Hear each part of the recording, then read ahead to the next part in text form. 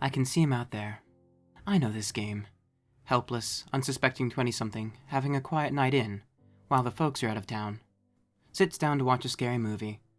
The setup is just too perfect. The only chance I've got is getting the first strike in. I'm not fucking going down like some two-dimensional aging star trying to pretend that they're a teenager. Tools. What have I got? Enough, I hope. A quick check to make sure he's still there. Yeah, he's gone nowhere. I can see the mask in flowing black. Scream. The film about avoiding film cliches. And yet here I found one, stood right in front of me. The only thing between us is the door. I'm sure he can hear my labored breathing, my not as light as I'd like footsteps. He rings the doorbell. Bastard. Trying to catch me unaware. I don't fucking think so. I can just about make his knife out, clutched in close to his robe. It looks dull. Tarnished. I'd call it lifeless, but it feels too much like an omen. I edge my way to the kitchen.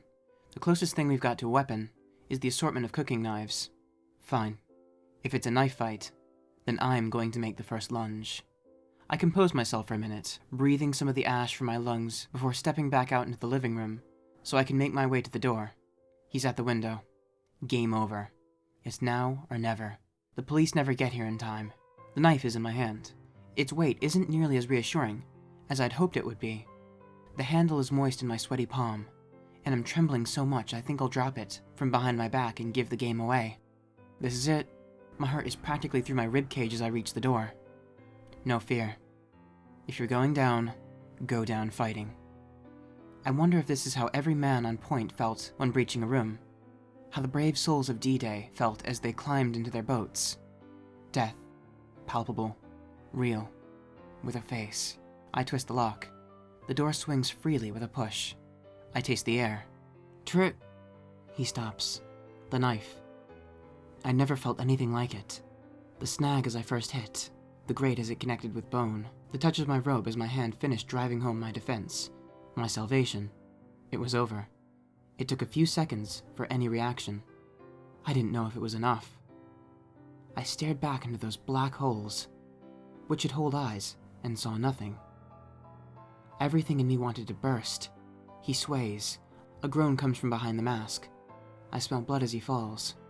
I stand, trying to will the life back into my limbs. This is the part where they catch you. Dead? Sure. Just long enough for you to let your guard down. I drag him up to the chopping block round back, and make sure he's not coming back. It's all over. I get back inside and wash up. I cry, and cry a lot. It feels like I've just been lifted from hell, Jesus wrapping a hand around my wrist when I most needed it. I've never been the religious type. Maybe it's time that changed. My heart drops, right back down into the pit from where I was just lifted. There's a knock at the door. The doorbell ringing. I peer outside, and see a group of children and teens dressed as farmers. One looks like a priest. Stephen King. Children of the Corn. Religious fanatics haunted by a bastardized deity roaming the fields. 5 of them. Well, there may be more of them, but that means nothing. I've done this once. It's time for the sequel. I twist the lock. The door swings freely with a push. I taste the air. Trick or treat! Yeah.